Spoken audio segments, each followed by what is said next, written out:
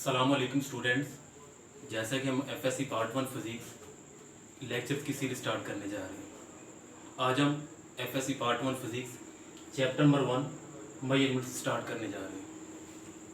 आज का हमारा टॉपिक है इंट्रोडक्शन टू फिज़िक्स। तो स्टूडेंट्स, इस इंट्रोडक्शन के अंदर हम 4 बातें सीखेंगे। नंबर 1, नेचुरल फिलॉसफी क्या है।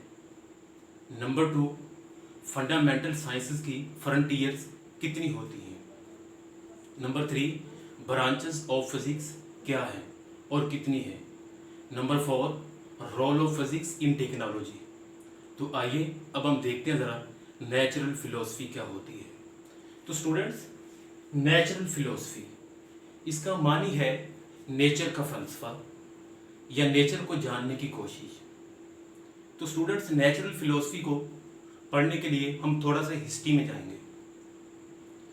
आज से कई हजार साल पहले इंसान ने नेचर को समझने की कोशिश की। मतलब इंसान ने सोचा होगा प्लांट्स कैसे ग्रो करते हैं, सूरज से कैसे रोशनी निकलती है, आसमान के ऊपर चांद और सितारे मौजूद हैं, उनकी अपनी रोशनी है या नहीं है। इसके अलावा प्लैनेट्स भी है, गैलेक्सीज भी हैं। तो मतलब इंसान ने नेचर को ऑब्जर्व करना शुरू कर दिया।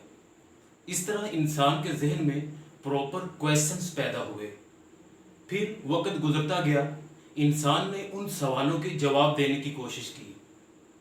तो उस दौर में इस कोशिश का नाम नेचुरल फिलॉसफी रखा गया। नेचर को समझने के लिए कई मुस्लिम साइंसदानों ने, जाबर बिन हयान, इब्न अल हिशम, अल बैरूनी, अबू अली सीना, इन लोगों ने अपनी ज़िंदगियां वक्फ कर दी है नेचर को समझने के लिए कि नेचर का फ़लसफ़ा क्या है, कुदरत के राज क्या है।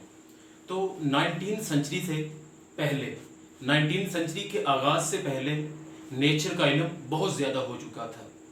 फिर नेचर के इल्म को 2 पार्ट्स में, 2 हिस्सों में तकसीम कर दिया गया। पहला हिस्सा बायोलॉजिकल साइंसेस, दूसरा हिस्सा फिजिकल साइंसेस।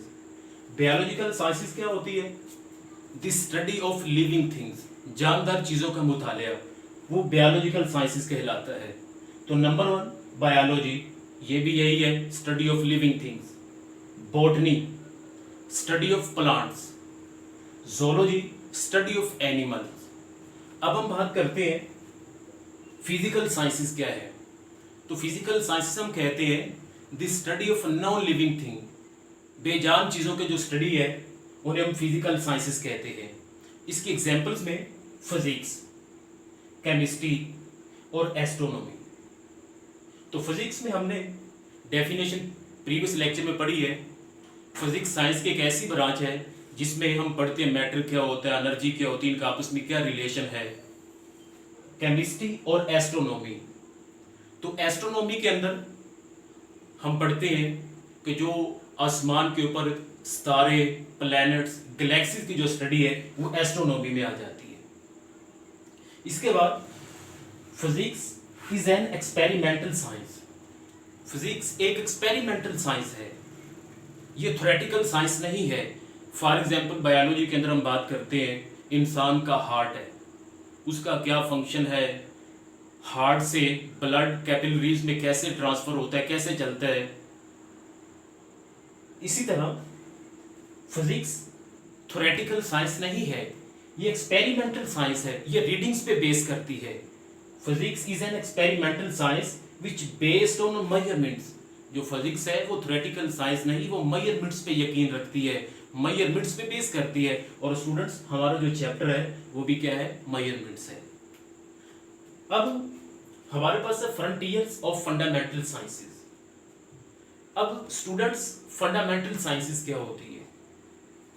अगर हम बायोलॉजिकल साइंसेस और फिजिकल साइंसेस को कंबाइन कर दें तो इसे हम नाम देते हैं फंडामेंटल साइंसेस। अब हम बात करेंगे इन फंडामेंटल साइंसेस की बाउंड्रीज कितनी है और क्या है, या इनकी फ्रंटियर्स कितनी है और क्या है। तो सबसे पहली frontier, the world of extremely large.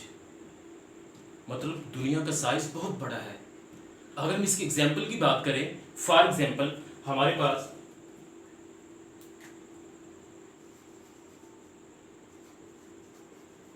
Universe है। यूनिवर्स का लास्ट लेक्चर में हमने देखा यूनिवर्स का साइज बहुत बड़ा है।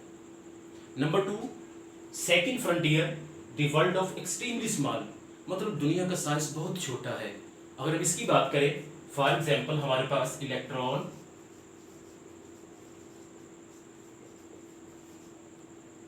प्रोटॉन। नंबर 3, ना दुनिया का साइज छोटा हो ना दुनिया का साइज बड़ा हो, इसे हम कहते हैं middle size world. Third frontier है the world of middle size या फिर the world of complex matter. अब जो थर्ड फ्रंटियर है, तीसरी फ्रंटियर है, उसके अंदर वो कहते हैं ना तो वर्ल्ड दुनिया का साइज छोटा हो ना दुनिया का साइज बड़ा हो, मतलब मिडल रीजन इसके अंदर आ जाएगा। अब हम मिडल रीजन की बात करते हैं, इसकी एग्जांपल क्या होगी। तो स्टूडेंट्स अगर हम सिलेक्ट करते हैं, हमारे पास सबसे छोटा जो पार्टिकल है वो एटम। इस दुनिया में सबसे छोटी चीज हम कंसीडर करते हैं वो एटम है, और सबसे बड़ी चीज हम कंसीडर करते हैं वो क्या है, यूनिवर्स है। अब अगर हम बात करें एटम से बड़ी चीज क्या होगी, तो एटम मिलते हैं तो मॉलिक्यूल बनते हैं, तो एटम से बड़ी चीज मॉलिक्यूल, और यूनिवर्स से छोटी चीज हमारे पास अर्थ है।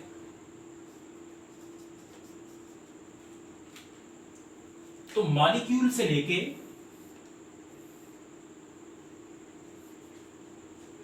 अर्थ तक का जो रीजन है वो हमारे पास आ जाता है मिडिल साइज ऑब्जेक्ट में। तो स्टूडेंट्स आज हमने 2 बातें पढ़ी हैं। नेचुरल फिलॉसफी क्या होती है?